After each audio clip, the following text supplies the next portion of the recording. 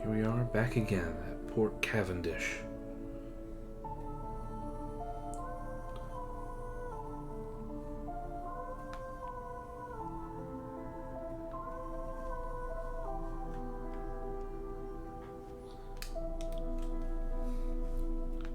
Let's see. That's 5 echoes worth. That might be something, because I need to talk to somebody in order to get further. You hand her the coins and she tips you a sharp smile before waving you to the nearest alehouse. The entire process is straightforwardly corrupt and pleasingly efficient. That's pretty funny. The alehouse's sign is a tiger painted the color of rose petals. Someone has gone to great trouble and expense to gild the creature's eyes. They look out over the port, feral and unseeing. A caged hive of lamplighter bees hangs from the ceiling like a chandelier. A few sailors give you hard-mouthed, assessing looks, but most ignore your presence entirely. Okay.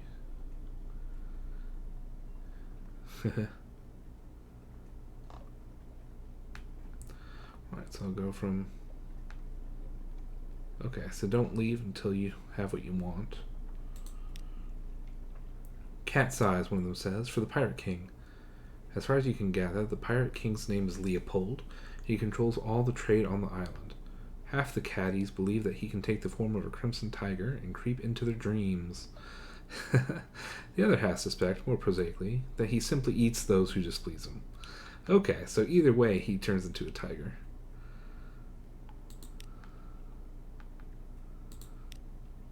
You turn your head as though you're admiring one of the moldering draperies hung from the wall.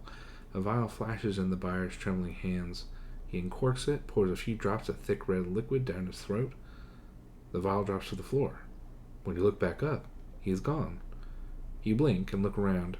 Nobody else seems in the least perturbed that a man disappeared from their midst. You pick up the fallen vial and examine the traces left inside.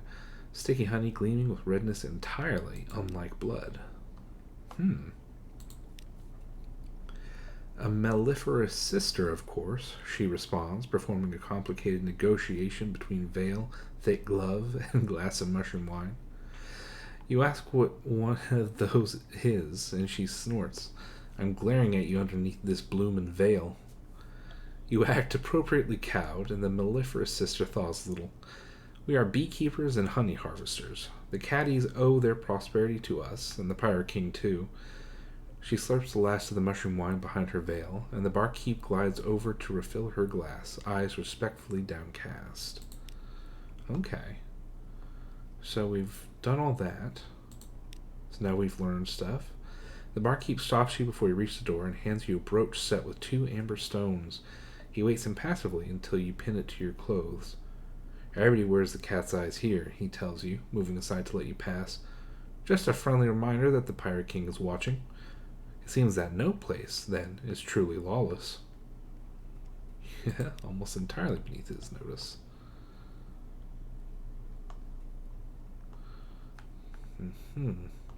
King's Claw, isn't that who I need to talk to? Yes.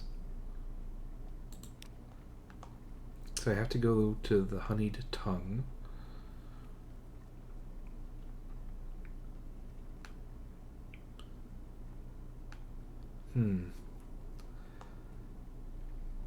Okay, so I'll go here first. Alright, entering the brothel is like sliding into the dream of a surface orientalist. Jewel embroidered cushions, bright silk drapes, gilded statues of elephants, sun bears, and clouded leopards. Silver censers release curling plumes of rose-scented smoke into the air.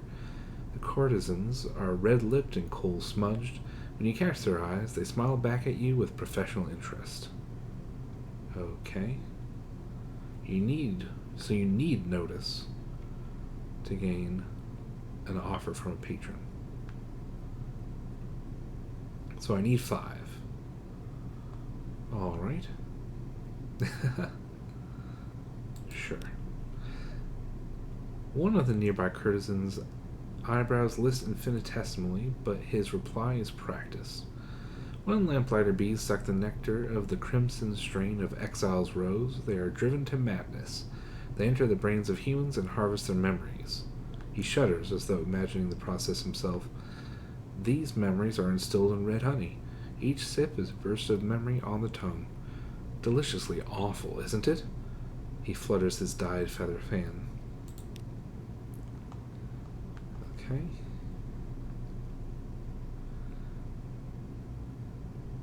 I do not have 5Z stories. I've had 5Z stories exactly once in the history.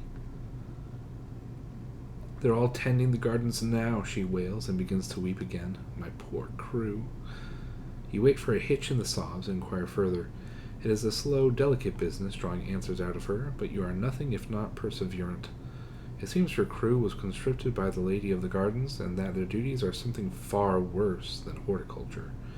You leave her reciting the names of her lost sailors and commending them to Salt's mercy. Oh, God. Oh, that costs money. I didn't notice. Okay. Well, it's about the only thing I can do. 3. Am I going to use up all of mine? 60. Oh, I can only do one more. I'll hold off for now, because maybe I can get it in a less expensive way. The mellifluous sisters make their home in the richly appointed stone tower of Cavendish Abbey. Their thick gloves and crimson mesh helmets are worn less for modesty and more for practicality. They tend the hives of the lamplighter bees all across the isle and make a religious observance of harvesting red honey for the Pirate King. Okay.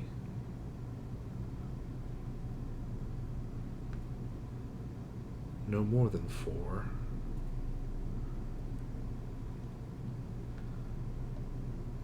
Oh my god, I don't want to give up 5 fuel. Ooh. Maybe that will give me a free one.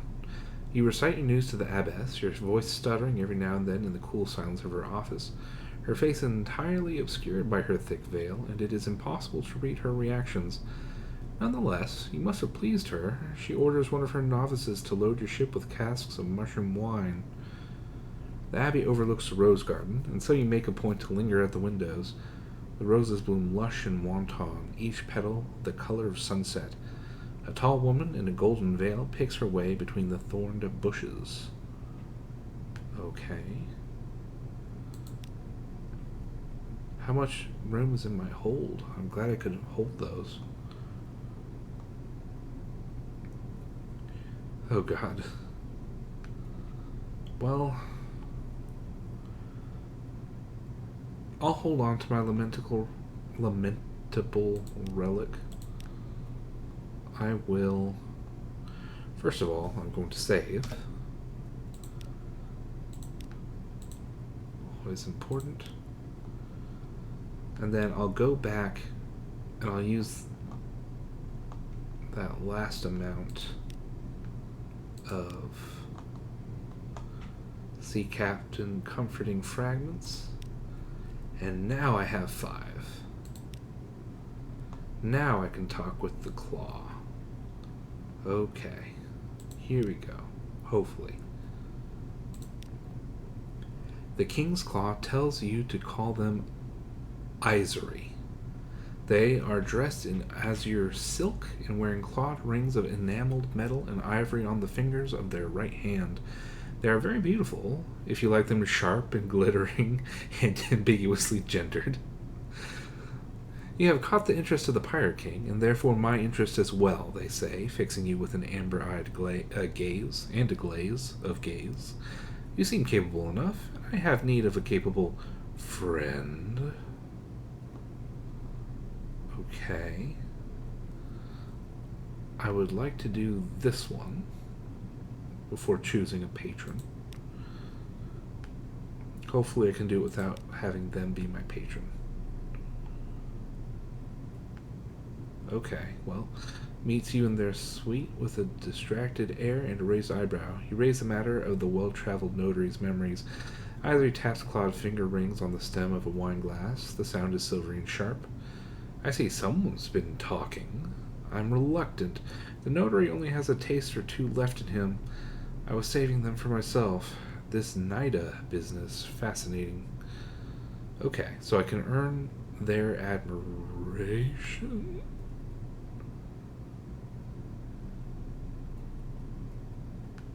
Okay. Is there a way to... I guess I have to... Okay.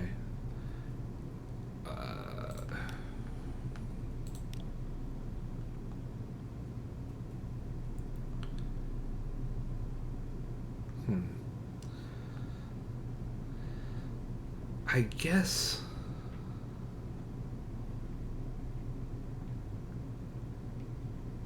I guess so. I can't think of another way to get her admiration pretty quickly.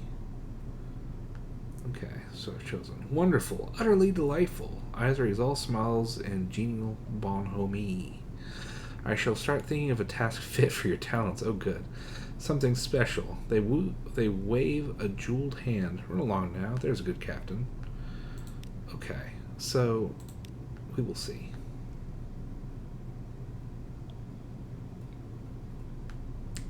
So I can't do it yet, it looks like. I have a delivery for the alarming scholar in London. A delivery that needs to pass beneath the notice of the revenue. They place a casket on the table and slide it open with a dull click. Inside are vials of what is unmistakably red honey. Okay. Well, I'll try and do it next time I'm here. I think I've done all I can.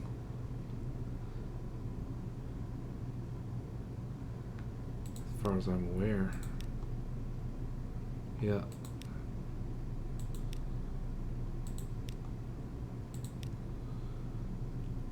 Because I don't have 600 yet.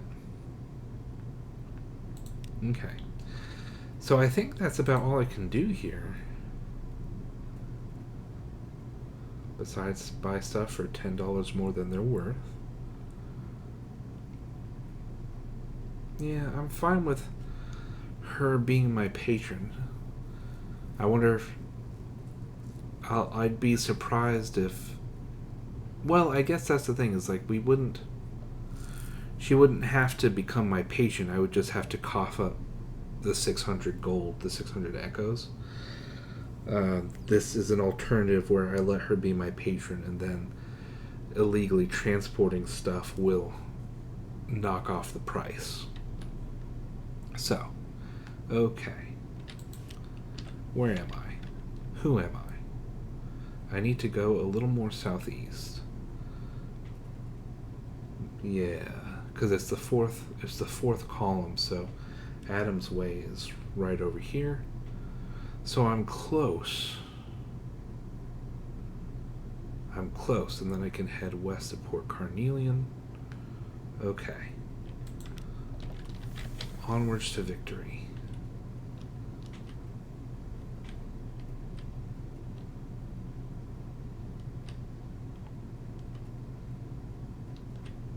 Oh, a bound shark, eh?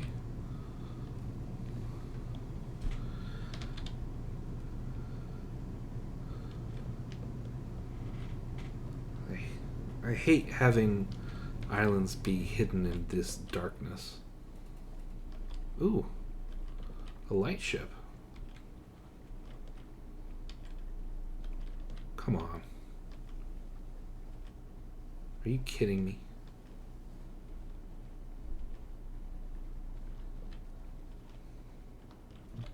Goodness, and also grief. Okay. That was probably a bad idea, but oh well. Oh, fudge. I hate those things so much. They're like bats, but worse.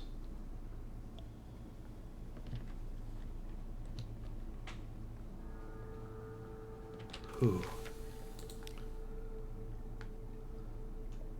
So it's the same price as over there, so it doesn't really help me any. Okay.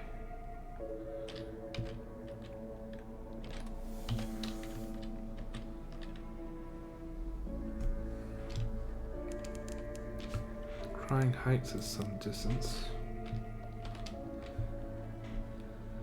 I don't know what Crying Heights is.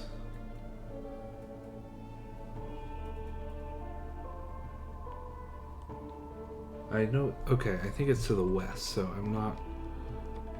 So I do indeed need to continue going southeast.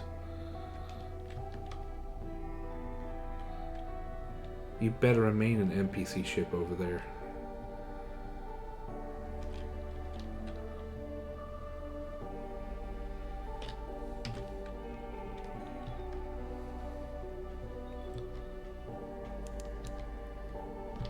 Thanks. Oh boy. At this rate, I'm going to need to get... I'm going to need to get fuel at Isle of Cats before I die. But we made it. Whew, and I love these statues of Adam's Way. On a bed of monumental ruins, warehouses and way stations of shroom timber rise. All ships that approach Adam's Way are intercepted by the gracious, the presbyterate's splendidly headdressed coast guards. A quaint but inviolable tradition governs entry. You must tell them one of 3 stories. In return, you'll be permitted to spend a single day in port. Oh no! Ah, fudge. I didn't remember this.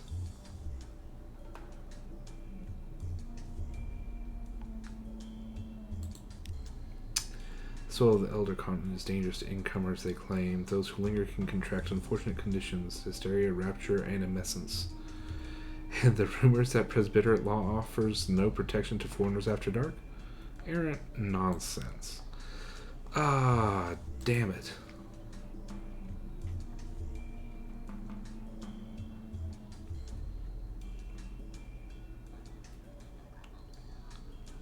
Damn and heck. Ah, fudge. This, okay. I knew it was a bad idea to get that Sphinx Stone. It was a bad idea. But I did it because I'm dumb. I'm dumb and I love finishing things, and now here I am. Mortal trade. Oi. Well, I'm gonna sell all this. Oy vey. Okay, so I can at least buy some fuel.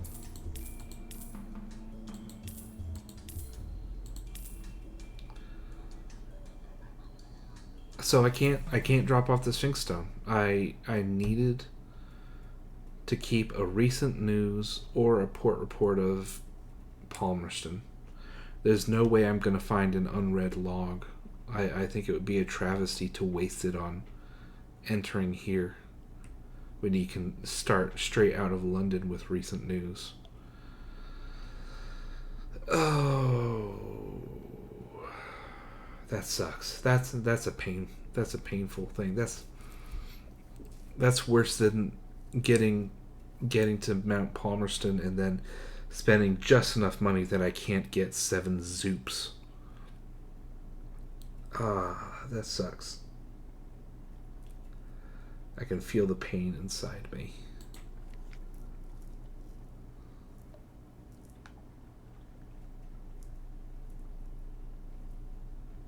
The fact that this has the same picture as recent news is just purely to mock me and make me sad. Well, what can I do? What can I do? I'm here in Adam's Way. I can't do anything here. Man, this was dumb of me.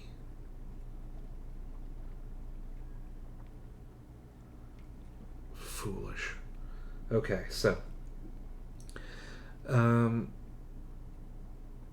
fuel is about the best deal I can get outside of London or places like the Iron Republic or Mount Palmerston. So I could try going further east. There's certainly two places along the coast that never move. So if I have enough fuel to get there and back, then those are surveyed.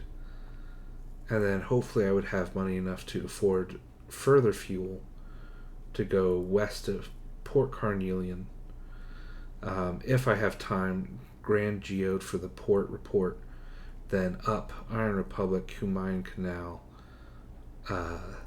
Mutton Island, Fallen London. And I'll just have to swallow sadness about not dumping the Sphinx Stone. That's just the way of it. Oh, it sucks. It makes... Oh, okay, I gotta get over it. Okay. Manual save. I saved after spending my recent news, I think. So I just have to own my mistake. And...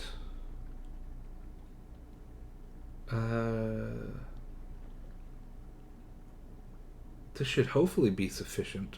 I mean, I've saved. So I will try going east. You can go down here. There's a whole adventure, but it will probably destroy your boat and also kill you. But it's a river that heads deep into the Elder Continent. It's very exciting, I assure you. As everything becomes too alive. Livingston.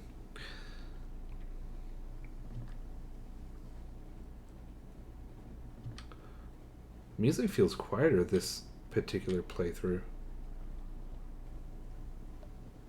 Oh, there's something up there. I don't know if I'll have time to get up to it. It might just be... Yeah, I think it's probably just like a rocky outcropping. I don't think it's actually an island. As cool as that would be.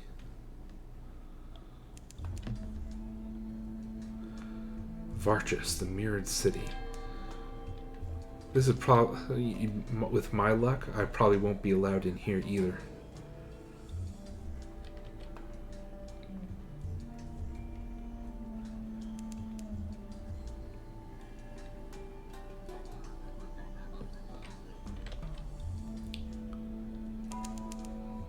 But alright.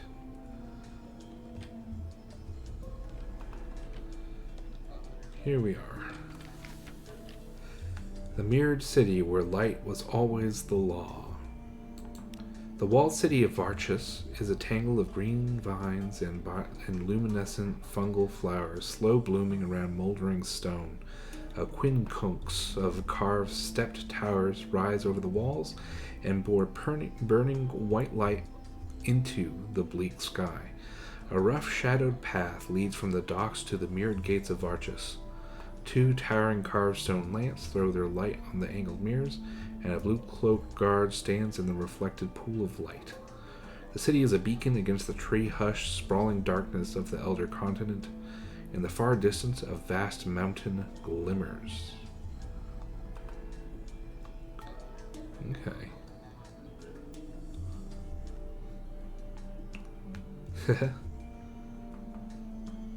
So I'll do this. Tone down the details of the light and its brilliance. You don't want to inspire envy in the Admiralty staff. That's one thing. Light madness. I mean, you live in darkness, every day. People go mad screaming about the sun for more than one reason. Alright, the flowers have white waxy leaves which leave powdery traces on your fingers. The light coming from the city has the same camphorous quality, and the smell.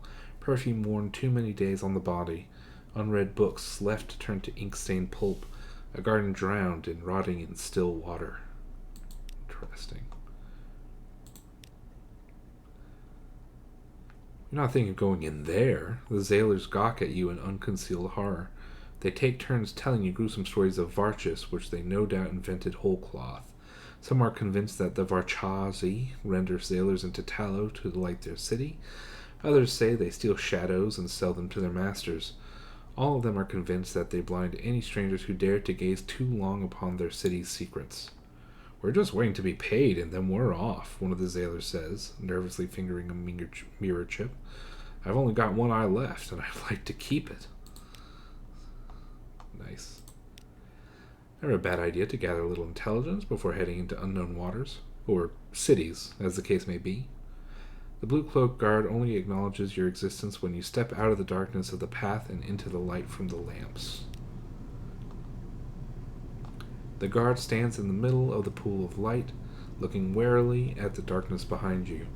Up close, the guard's blue cloak is threadbare and mossy along the hem. A pattern of embroidered suns runs along the collar, but the gold thread is dull. The kohl around her eyes is smudged. Well, Thomas, she asks, are you going to ask your questions, or are you just going to stare? Her tone is brusque, but her expression is curiously eager. You do not think Varchus receives many visitors. The guard looks scandalized and tries to stop her ears. All those who are not Varchazi are Tamas. You have been touched by darkness, and it has taken your name. She fixes you with an admonishing look, and adds, it is very ill-mannered to pretend you still have one. You begin to see, a little, why Varchus is not often visited. It looks like you will have to get used to being called Thomas if you wish to enter.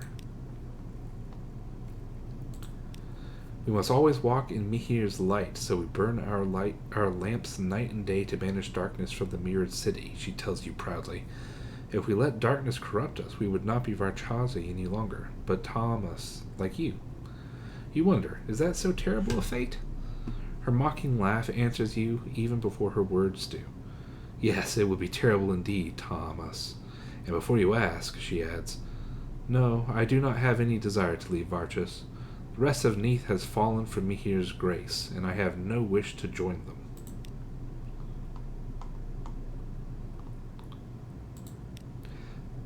It is a great honor to guard the mirrored gates, she snaps defensively.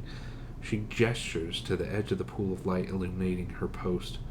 It is very dangerous. Even a small stumble, and I could fall into the dark. Her voice goes thready. I would be banished from Mihir's grace. I would lose my name. That is why they only send the bravest outside the walls. Oh, goodness.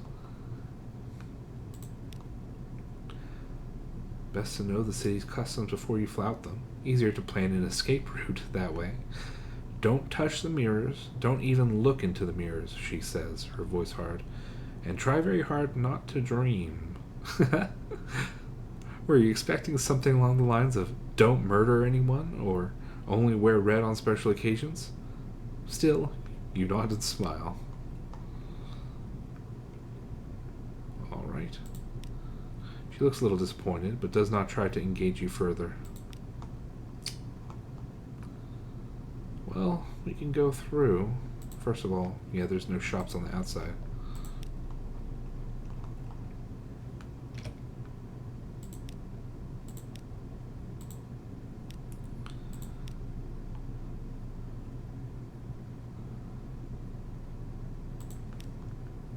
She makes a mark in her ledger before ringing a brass bell. The mirrors of the gates rearrange to give you space to pass, but never once allow shadow to touch the guard. Our ways are not yours, Thomas. Remember that, and walk in the light of Mihir. Your eyes are blinded by the brilliance of the light. The verdant rot smell is even thicker. The heat of so much flame and reflected light presses oppressively against your skin. Your head pounds. It is a few minutes before your eyes adjust, and you can look around. Brass lamps and gilded sconces hang from every wall, and phosphorescent fungus grows moss-like upon doors and ceilings. Cunningly arranged mirrors catch every droplet of light and diffuse it till each cobblestone and rampart of the city is drenched and blazing and utterly without shadow. Who do you speak to?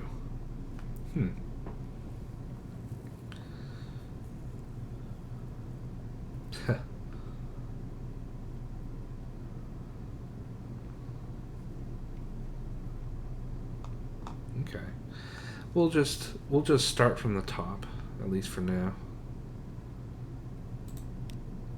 dressed all in saffron. A pair of thick fireproof gloves dangle from a silver chain at her waist. I'm too important to play guide to you, Thomas, she tells you before you even open your mouth. I'm the keeper of the Western Principal Mirror. She points up at the enormous multi-faced mirror set atop each of the city's 5 towers. I'm only here because I'm looking for my idiot brother. He's probably busy pouring wine down some pretty dark-eyed boy's throat in a tavern. Is it a matter of great urgency, you wonder? He's late for his lamp checks in the Sacred District, is her terse reply as she hurries away. If the Agnihotri found out, he'd be lucky to end up a lake dredger. Oh no.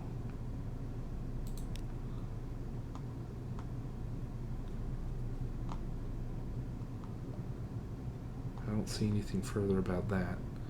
I'll probably not be able to get further into the city, but oh well. Suns embroidered on his cloak are picked out with gold thread, and the edge is jeweled with carnelian.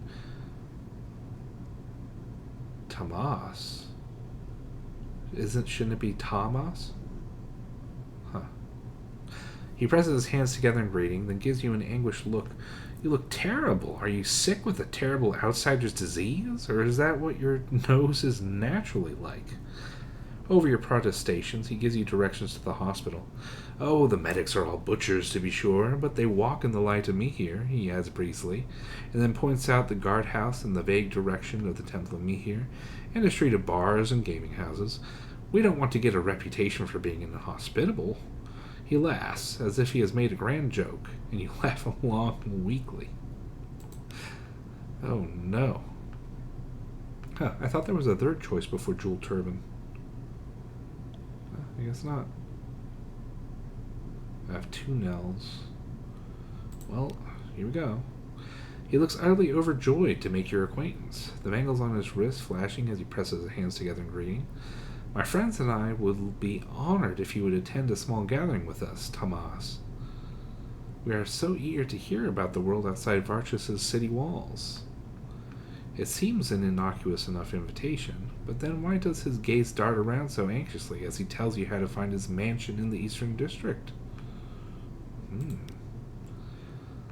Luckily, I don't think we'll make it there.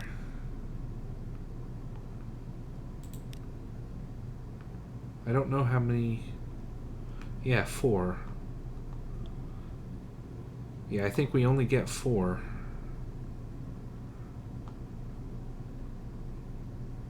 And we have 3.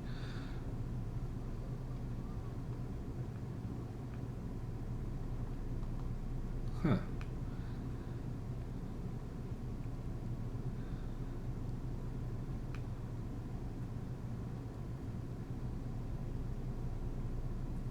Interesting. Well, I guess I'll try and do this one. I doubt I'll be able to finish it, whatever it is. But he did invite me, after all. It'd be rude.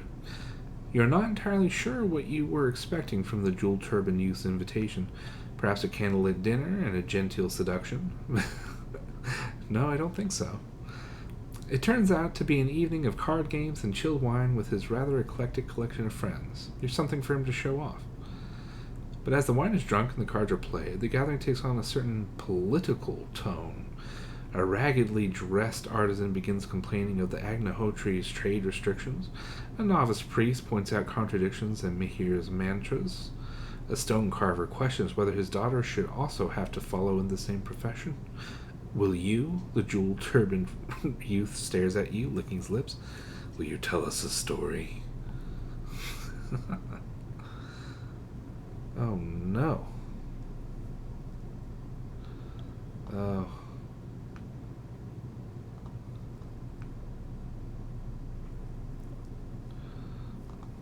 I don't know. I'll do this one. The invitation will remain open. I'm tempted to do this one because I don't want to screw this one up. But it's too late. You wet your throat with tart wine and fix your eyes on a carved lintel and begin your own, somewhat convoluted tale. At the end they look slightly dissatisfied, slightly relieved. We were hoping, the jeweled turban youth clears his throat, that he would tell us, he pitches his voice lower. Lies. You are a little insulted. After all, it's not as if you make a habit of telling strangers of your past. I mean no insult, he asked placatingly. We only have true stories here in Vargas. No inventions. No made-up tales. Oh, man. Well, guess I'll do this one. We'll see how it goes. The room's blazing light shrivels the shadows from your Z-story and leaves it limp and ragged and overexposed. How can you explain what it is to sail the bleak Untersee to these Varshazi, who have never felt darkness and hunger press as close as a lever? Uh-oh, it's evening. I have to go. But the invitation will remain open. I'll suck less next time, perhaps. Now, there's only one place I can go, the inn. At evening, after the fifth bell, each Thomas is assigned a room. The light is endless and merciless. Will you sleep? All visitors to Vargas are given one night's accommodation in the city's only inn. It is a handsome stone mansion arranged around a pleasantly cool courtyard. Frescoes of city life are painted on the walls. Given how few visitors Vargas hosts, you suspect the inn is more usually used by philandering locals. Evening falls, or does it? The town's 5 principal mirrors are mounted on coiled spring mechanisms and alter their angles subtly to create the impression of evening. Across the city, the firekeepers throw pinches of colored powder into the lamps, and the quality of the light yellows to a softer brightness.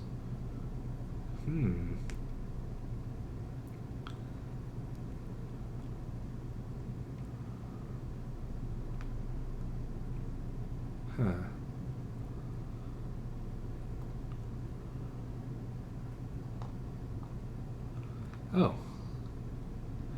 He is dressed in saffron robes and is indeed pouring wine down the throat of a very attractive dark-eyed boy.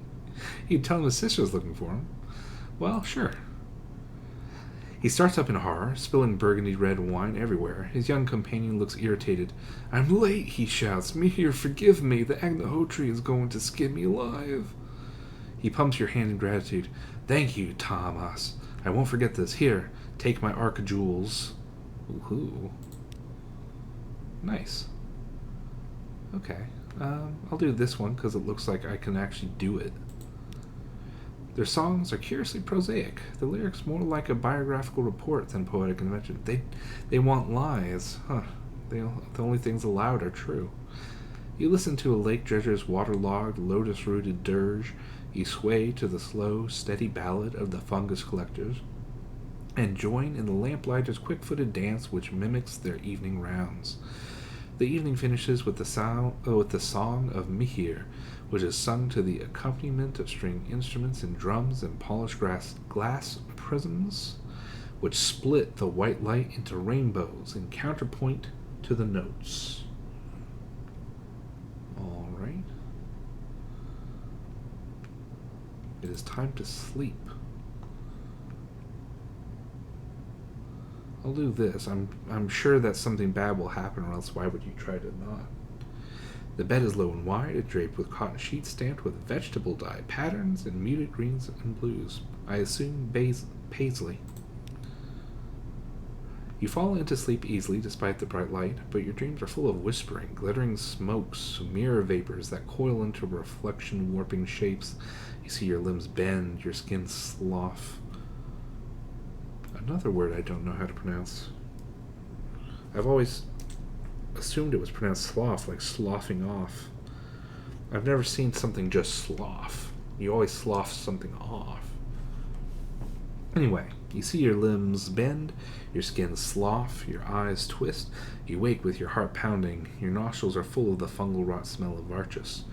Your body is as it always was, but somehow that is not as comforting as it should be. Uh-oh. Okay. Outsider time in Vargas is strictly rationed. Each morning at dawn, the guard visits the inn to eject any Thomas they find. They are polite, but very definite. In the dark. Return, the guard tells you, but not yet. With that, they usher you into the darkness beyond the walls. You blink, mirror dazzles from your eyes. It's cold out here. Nice. Yeah, I'm just curious what it says. Turn of times. You not admit too many outsiders at once. Wait your turn. Turn soon. Oh, I didn't even check the shops while I was in there. I don't think it would have shown up. I don't think you can get anything here. Well, so that was our first visit to Varchas.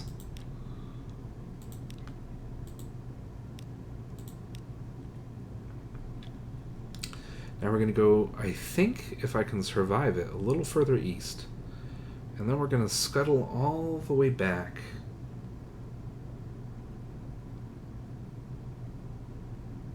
Or should I? Yeah, because I can buy stuff at Adam's Way, it turns out.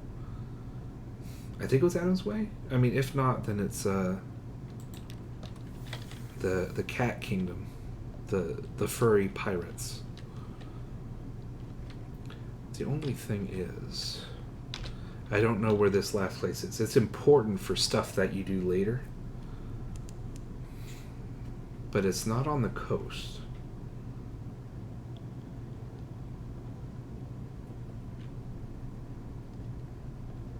It's further up. Oh no.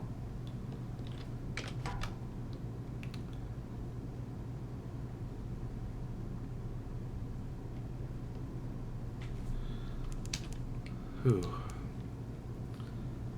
Right.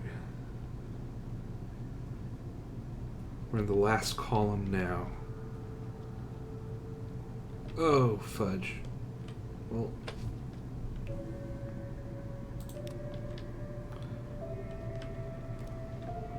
Yeah, of course. We can't beat that, it's 500.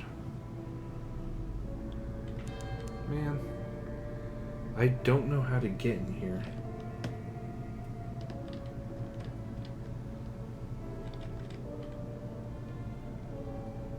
Okay.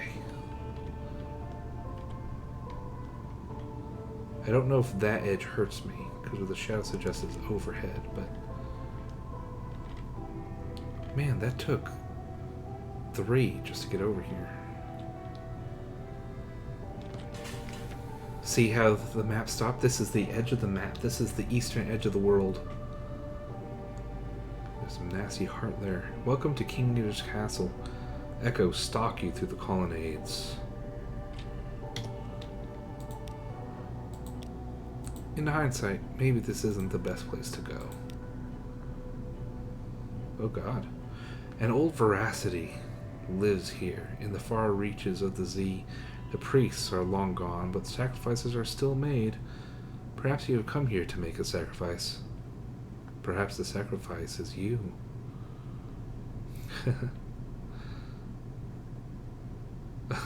Do not do this yet. The human or near-human officers, the struggle will wound or even kill you. Why would I even want this? Silence, desolation, the sense of an impending and terrible mistake. Everything is horrible. It's not really an appropriate title for a formal report, is it? Let's find something a little more clinical. Okay, I will look at this. I feel like I can't do anything else anyway. Thank goodness. Cost of all your Zeke stories. This teleport... Okay, this is a way that you can, like, teleport yourself somewhere. I don't know... You'd have to be pretty... I guess if there were, like, 5 more of those radiant ships outside, and I had, like, 1 supply and 1 fuel. Anyway. Let's see what the 6th witness has to say. A woman in rags stands on the battlements, staring to the east. I am sorry, I didn't expect anyone else to be here. Sit with me. No, do not look east. I only dare because I know I will see nothing, like the 5 before me. It is my first time at Z. We do not get out much, but you must have traveled far to end up here. Tell me your stories. You barely begin before she interrupts. How about the Gant pole? They say that they say there they see the future. If you go, could you ask what the seventh will witness? I happily give my life to prepare the ground, but to know would be the greatest of honors. The Gant pole. So that's the place where hopefully, without misery, we'll be able to collect one of the colors of the Neath. Okay. This may shock you, but there are no shops available here. Okay. Ooh, I don't know if it's a good idea to mainly save there. I will save at here after stupidity. I love how I had a certain moment in mind for this one, and but it was very good as a generic.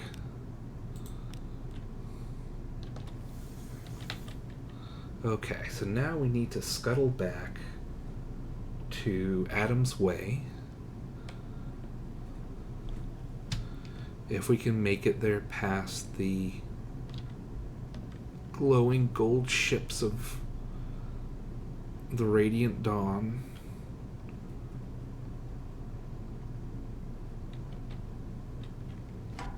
Oh.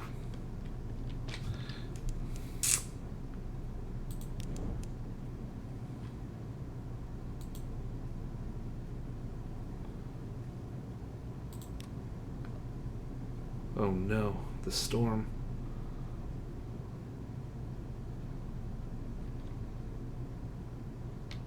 Come on.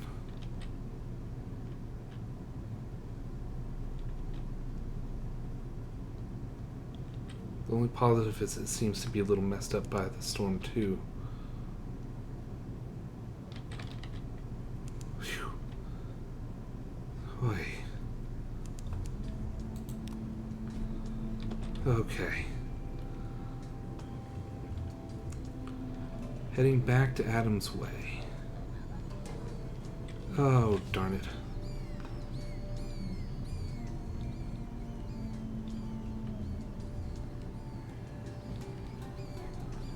Please don't.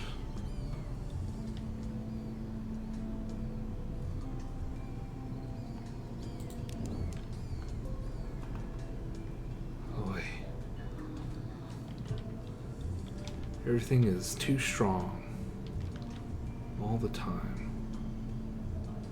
And also, I have too few a set of fuel.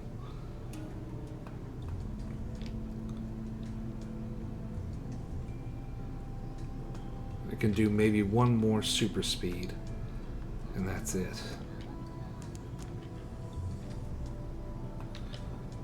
Definitely gonna have a nightmare. Nothing to be done about that now, though.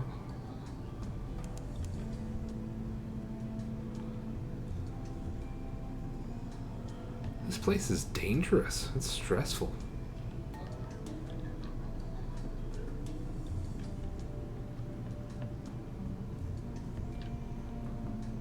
At least that's lit up now.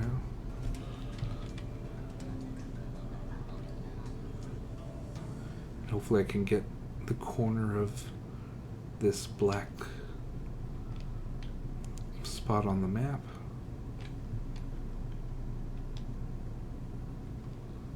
Nice. Okay.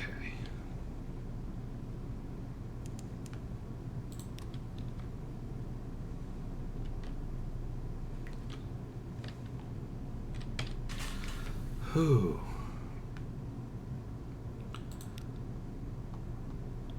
Can't believe. Really? Alright.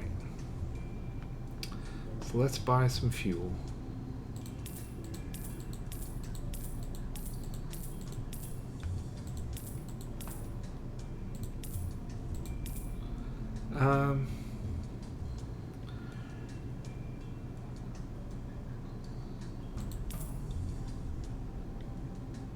Sure. Why not?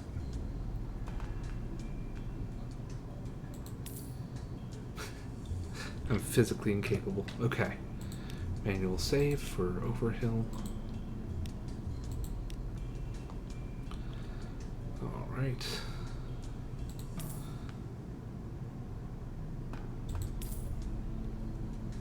Okay.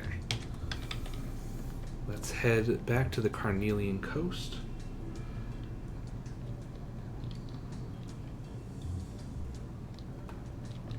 We'll sort of try and hug to lower terror. We'll try and hug the coast a bit. Just gotta head through the Crying Heights. Oh, shoot.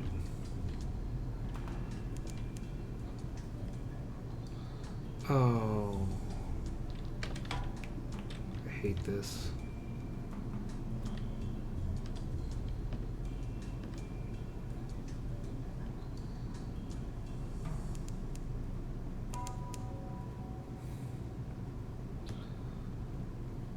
Okay. Hopefully we're okay. Oh. Okay. That's miserable, but also a little funny.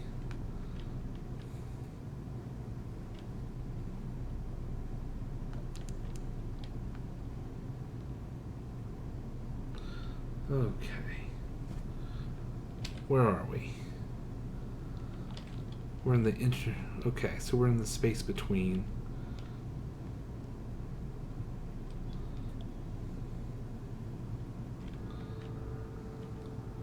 I'm not going to hug the coast anymore because I'm not confident in my fuel or my safety.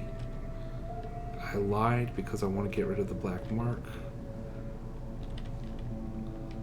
Oh, darn it.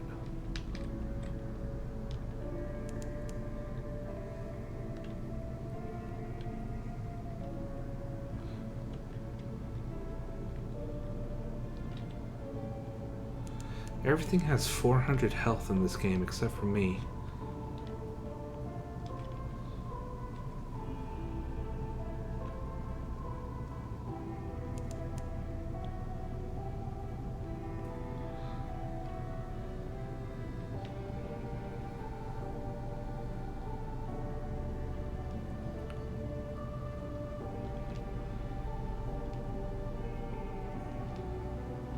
Okay.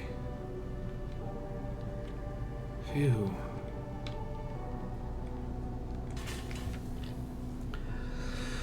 Whew. Okay.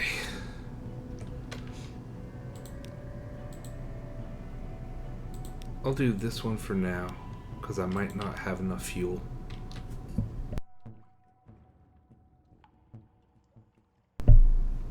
Alright. Complete phase 2. Yay, the engineers cheer. They set to work immediately. Your ship is docked at the workshop and concealed beneath a set of awnings. Beneath, hammers ring, drills whir, mechanics argue, reconcile, improvise.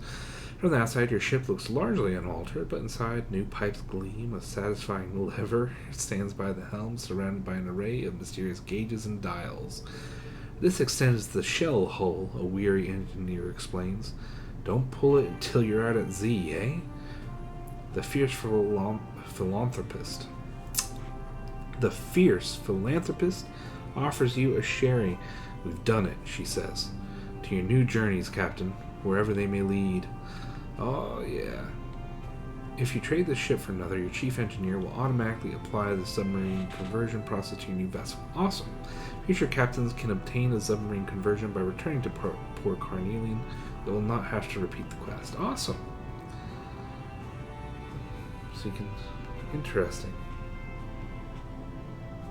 Without cost, too. That's not shabby.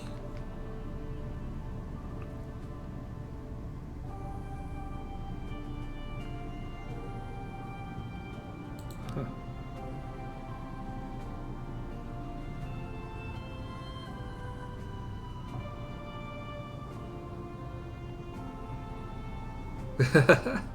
It was the laconic general who named the Carnelian Coast. Then she discovered it was full of sapphires. Imagine her embarrassment. That's pretty good. Okay, so I can buy stuff here. Is this... you can tell I have the memory of a goldfish because I legitimately cannot remember the prices, but I believe that one is worse and one is better than Fallen London. What is the price? The price is 10 for fuel in Fallen London. So yes, that's two, but it's two cheaper for supplies, which is pretty cool.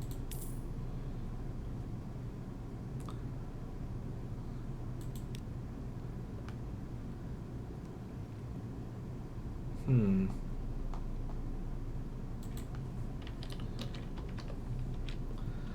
curious.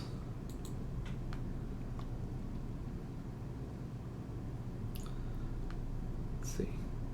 Yeah, that's what I figured. So I can get these for a profit of 4 whole echoes if I bring it back to London.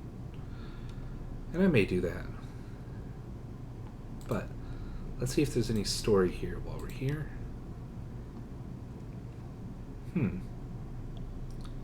Quarry of a Lifetime. So now the submarine stuff is ready. Okay, so I did this guy last time.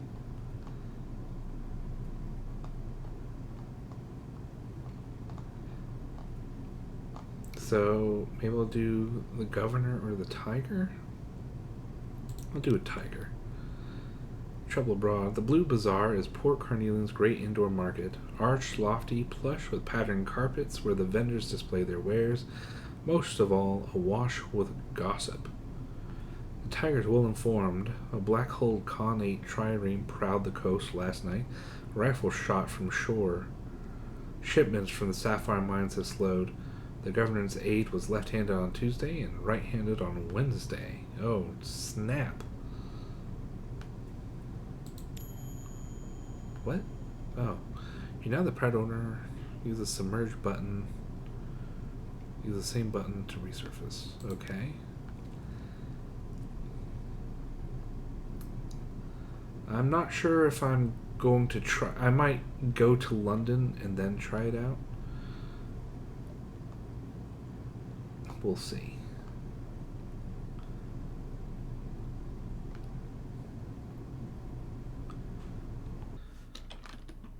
Home away from home.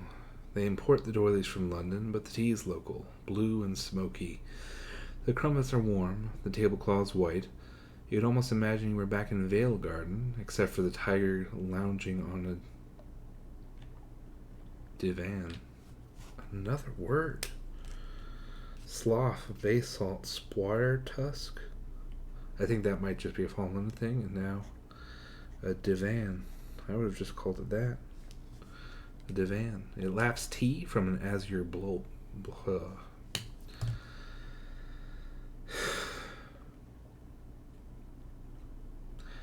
Home away from home.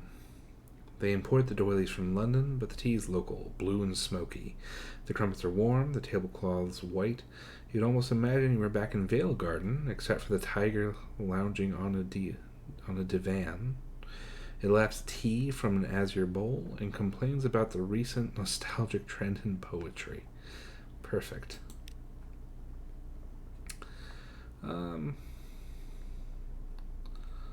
Look at this fellow. Man of pins and the jar. With a satisfied nod towards your ship, the incomparable Aurelian slips the butterfly into a killing jar. He explains as the vibrant orange wings beat against the glass. You've seen beneath the waves, I see, and I trust you've seen tyrant moths as well. Fine creatures, but nothing compared to the regal kin, the most moth. I know where to find it, and with your ship, we can see it hatch. He gazes down at the butterfly, now still. Take me down to the undercrow, and I'll show you something worth preserving forever. That's sinister. I don't like you. I don't like you. I don't trust you. I don't like you. I don't like that you're on my ship, apparently. Okay. So, here we are, back again. We're filling out more of the map. What have we got? A third done? A little less than half done of the map?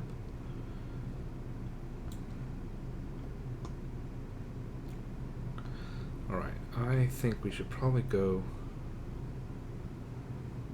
Yeah, we'll go north. Yeah, so we'll go west and then north.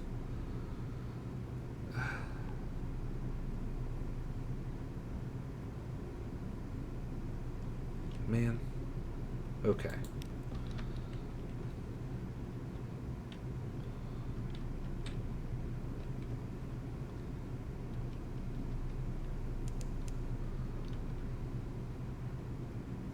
Slow down, fine.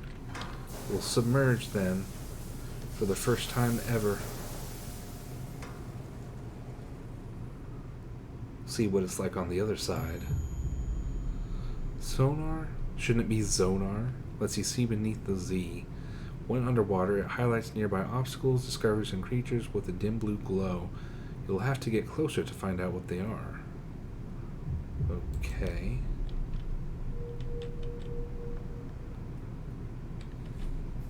Not sure how the map works. Is that something? I don't know what that is.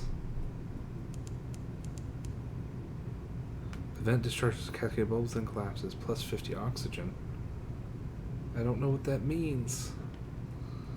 I don't know what any of this is. Oh, what's that? Oh!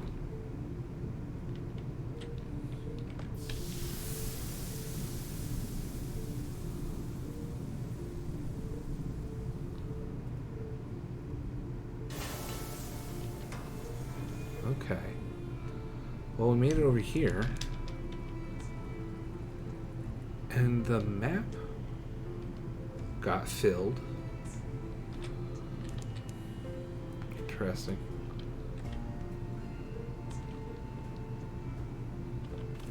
Ugh. Alright, so we're here again. Continue. We did that before. I don't know if I want to keep doing it. I'm not sure if it's healthy. But it's the only thing to do here. I'll try it.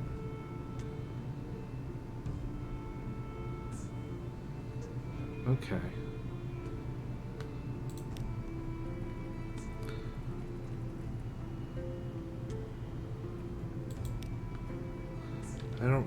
I don't know what the oxygen stat does. But okay.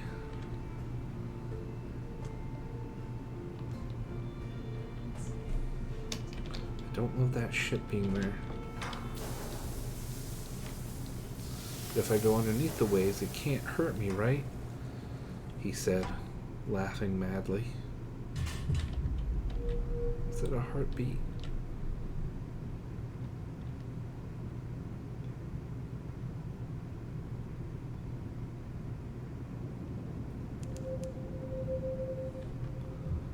Color of forgetting. Oh no, it took stuff from me. Oh no. This is...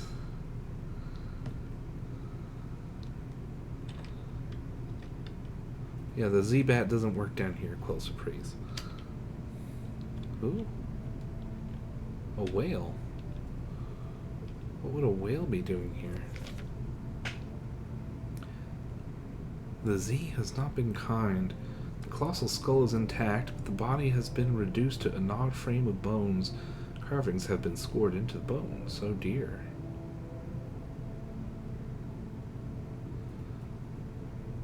Huh. None of these are very good. This is like the best one. Well, we'll try it. You set to with the bone saw. Oh, diving gear, nice. While you work here, shoals of anglerfish swim past, providing a brief moment of light. The beast's bones are notched as though others had attempted this before. The marrow is curiously absent of color, thin and oily, seeping slowly into the water when the bone yields. Sinister. Good lord.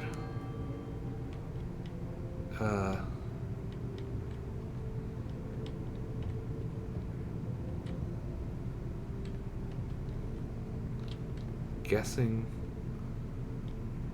I don't know what any of that is. What's that? Is that like a dock?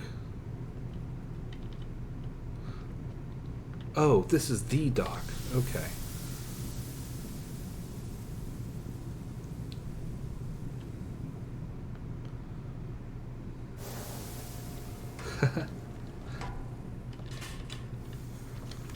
Okay. Well, we made it here.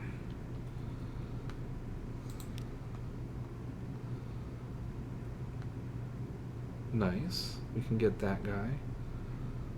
Always good. This is interesting. Room for improvement. There's always room for improvement. Wait, let me make notes. Paper. Nice. Always gotta have one of those. I only have one. What's my hold like? Okay, so.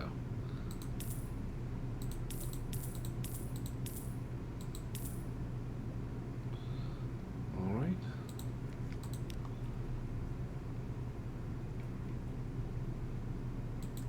Why not?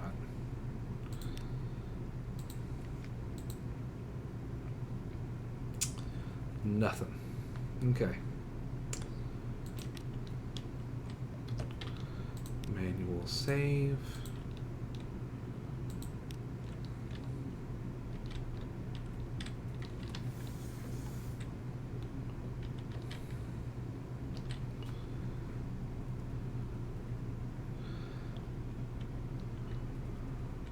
Alrighty. Of course.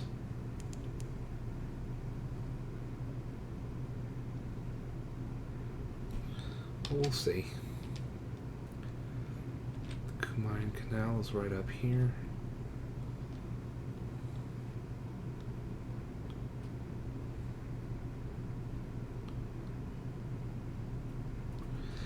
I'm not sure how I feel about the submarine thing. We'll see how it goes. It's like it's a whole nother world to explore, I suppose. This is where I sort of reveal a shocking secret that I was never very excited by the submarine DLC concept. When I forget if voting was allowed or what, if they just took the temperature of what people were interested in, but I voted for Zeppelins for going up to explore the ceiling of the Neath. Because you already have all sorts of aquatic stuff going on, so I thought it'd be neat to go up above and see what stuff is up there. But it didn't. I don't think the Kickstarter made enough to reach that height. Pun not intended.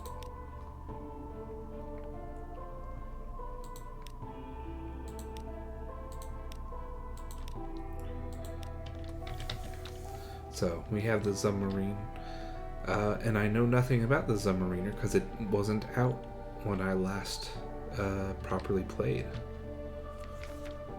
Uh-oh. Well, darn it.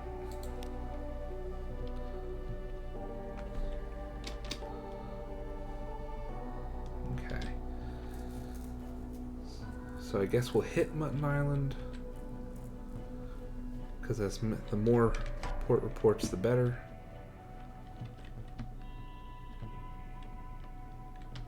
Okay, you're lucky. I granted you a mercy your parents would never have done for me.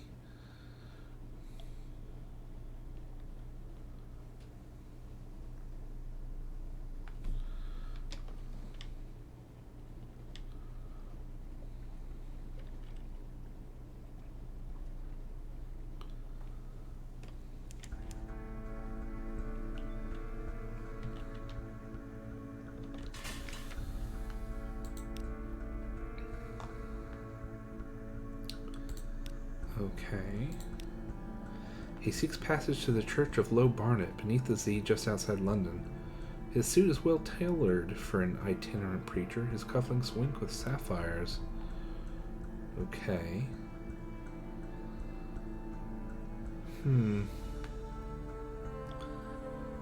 I mean, I guess knowledge. I'd rather have money, probably, but oh well. Okay. Ah, he gives a knowing smile. You travel to learn as well as to trade, Captain. I myself am studying the religions of the Untersee. By extracting the most admirable elements of each, I mean to construct a modern, superior faith. I understand the value, the spiritual value, of course, of hidden knowledge. Once on board, he insists you find a quiet cabin and whispers one of the secrets he's learned in your ear. Now that is interesting. Well, fair enough. And Barnet is pretty close.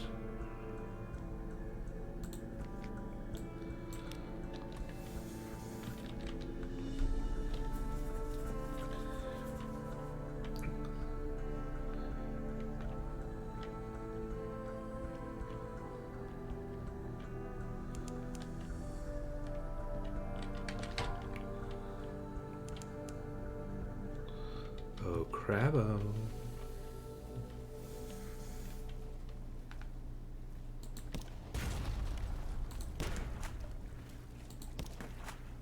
Are you kidding me? It's right in front of me and I managed to miss it.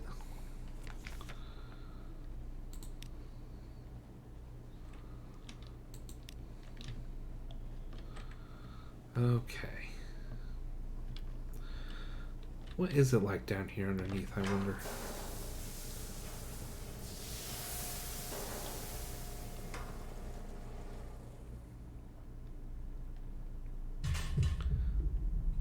I imagine there's not much.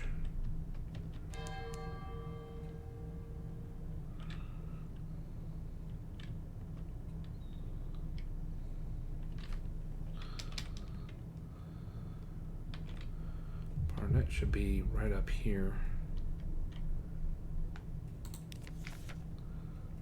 Ooh. Oh, that's too intriguing. Helen gives you a questioning look. You say nothing. You are unaccustomed to repeating yourself. With a trembling hand, she steers your vessel down. You sink into the abyss like coffin into a grave. Stony walls rise above you. Your vessel's light picks out beds of undulating anemones. Good luck. Shells have been cut into the rock walls. Some are large enough to hold ancient waterlogged ships crusted with long-dead barnacles. Others are smaller, holding pairs of clay coffins and a smattering of grave goods, jugs and bowls. Interesting.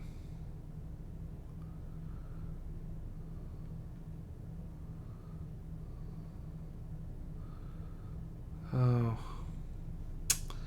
I have enough captain's favor. I'm intrigued. Oh well. 37. Okay. Your helmsman obeys the order silently, driving the vessel even deeper down. Soon the submarine creaks against the pressure. The weight of the Z is crushing, and though your shell can hold, it suffers. Your submarine's pinprick of light shines onto a cliff side, illuminating only a spot of a vast inverted cathedral, a fathomless church.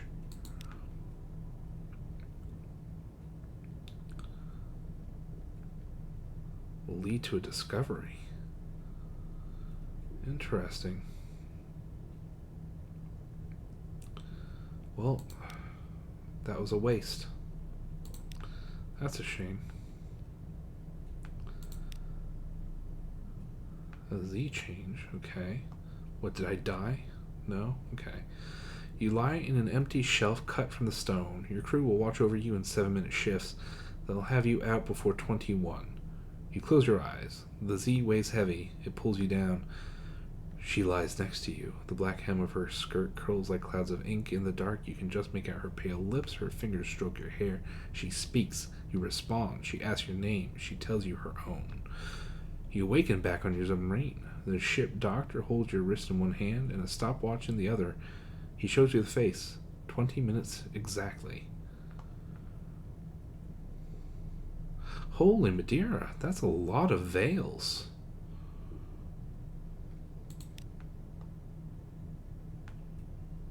Okay. Well, I'll depart then. I didn't expect that. Where's Low Barnet? Here we go. What? Okay. Where did I drop this dude off? Oh. I didn't expect that. Okay. A sunken church with docking ports. I didn't know this was a thing. Sediment has built up against the lower walls and long ago choked neglected crypts and crooked tombstones.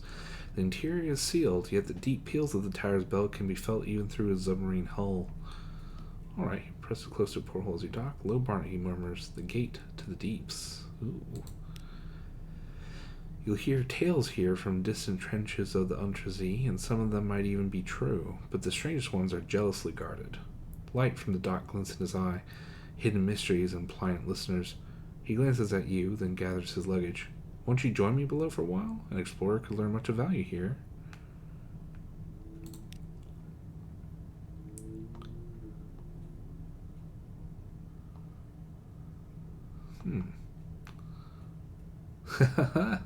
Absolutely.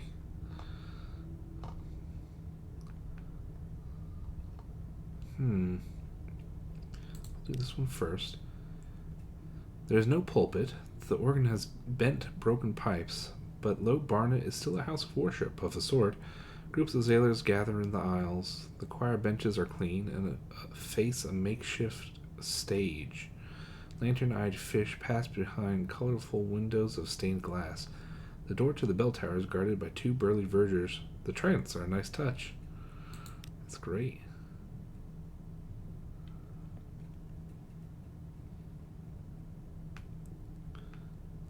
I'll do this one first.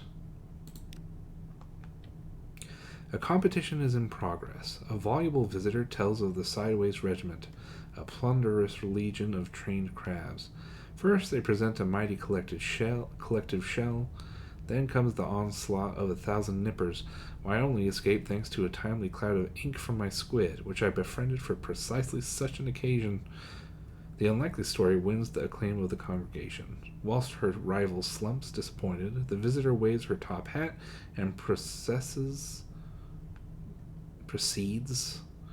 to the bell tower. Its doors close behind her. Ooh.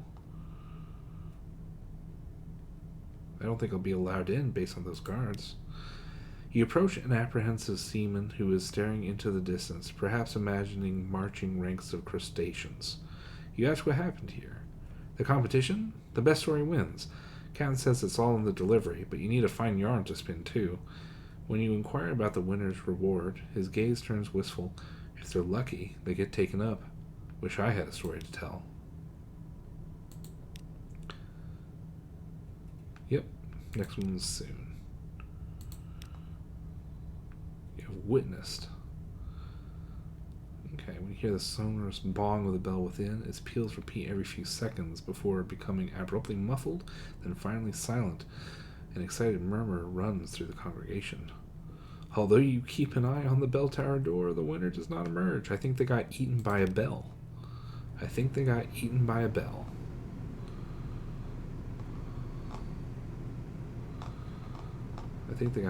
bell, and everyone's okay with it. Okay, so you can only speak of presumably underwater places. We know that one from the Butterfly Man. Okay. So I have to come back with port reports. That's fair enough.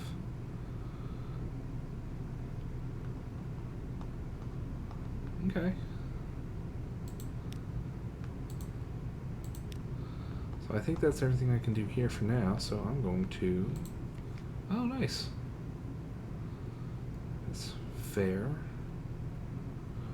I guess.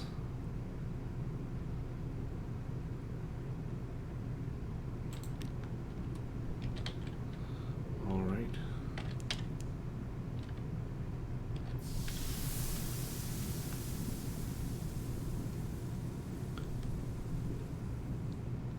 There's cool stuff right outside London with the submarine stuff. What if I did all that and I had no fuel left? I just died there.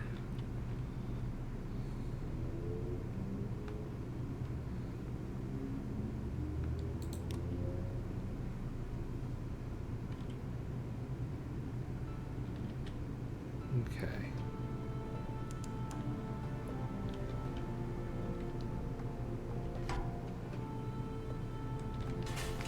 Beatimus.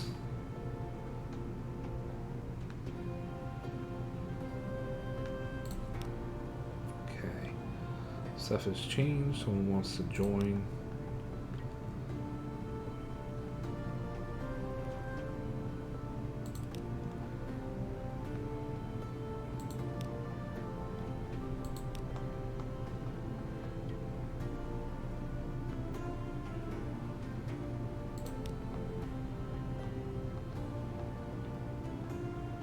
Who wants to join on?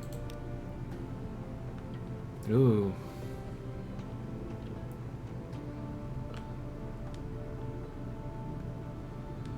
I'll do this one because once I have money. I'm very intrigued in seeing what her story is about. The problem is she has a timer attached to her, and I managed to get her, and I did not succeed in saving her, and it was really rough because you put a lot of effort. You need to acquire stuff in order to further her story, and she just dies. Like, spoilers, I guess, but yeah, she just straight up dies. How much room do I have in my hold? Okay, I should hopefully have enough. Alright. So, we'll go through these. Alright, what does the so-called Pirate King have to say for himself these days? Yes, well, we did rather know about his rose gardens. Not good news that they're prospering, though. Really should have nipped it in the, if you'll allow me, bud. Ha! And trading with the Khanate. With the Iron Republic? Bother. I may have to have a meeting about this. Ah, the island that looks up. I don't suppose you found out what it's staring at. I like that.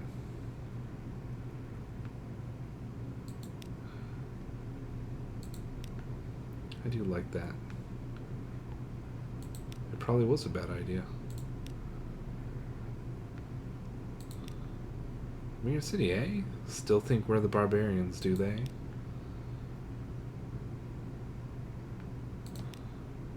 Ah, despair's fastness. That's all he has to say about that.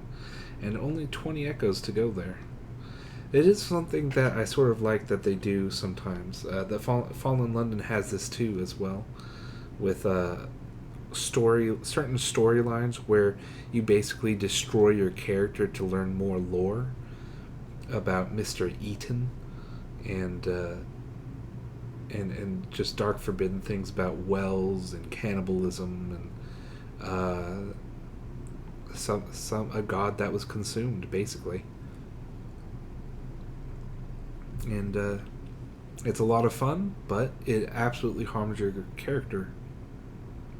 So, there. Quaker's Havern. Okay, last one. The congregation that worships stories. What did they tell you? 15 echoes for a first time. That's not bad. That's 15. If you go north, that's $15 right off the gate. That's not shabby, unless I'm unless I'm not noticing that it uses a lot of fuel to descend or something, which it may. I can't help but notice I am pretty low.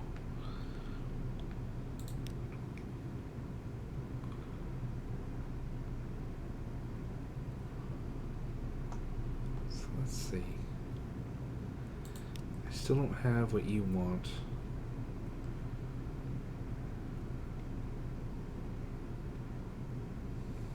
And I need to go back anyway.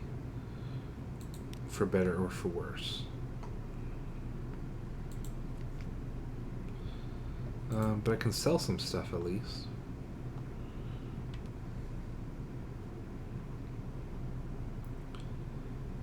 So I got it for cheap.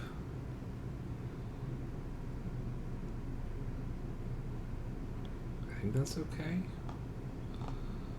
Like, I can keep these things presumably, but they fill up my hold.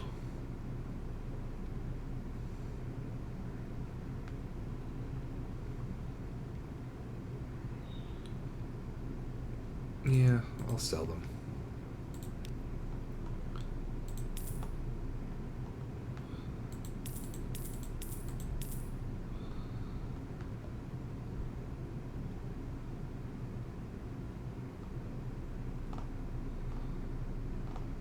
Okay. I think I will stop here and continue preparing next time, because I'm tired. So I will do that. But now we can go under Z and over stone.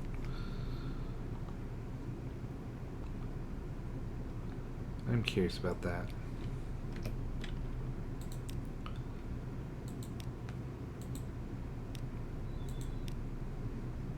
But I still haven't gotten to the Khan's shadow or anything.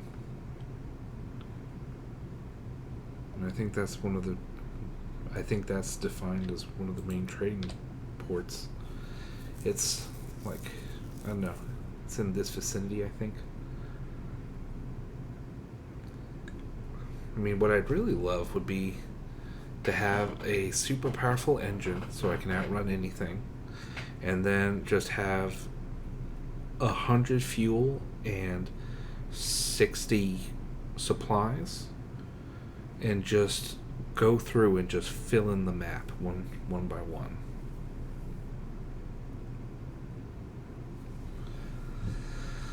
But at least now we know what these are. So these are places that you can dive into. So there's one there, there's one there, there, another here. And there's still plenty of islands to explore. So we've got plenty to go. Plus the whole undersea landscape. I'm not sure how much I ought to explore that when traveling. I don't know. I don't know if it's safe or if it's more dangerous, if it uses more fuel. So, but I guess we'll find out. I would kind of, if only Mount Palmerston were a little closer. I would rather have it trade places with the Chapel of Lights, I think, just because the Chapel of Lights is not, at least that I've seen, it's not helpful. It's not very useful. It gets rid of hunger, which is never something I've particularly cared about, because your supplies are going to get consumed anyway. But yeah, it's much nicer if it's closer, because you just go up, and you refuel there, and you get a buttload of fuel, and then you can go back down, and you can just repeat that, doing whatever you need to do. So, in any case, I'm signing off. I hope you have a good rest of your evening.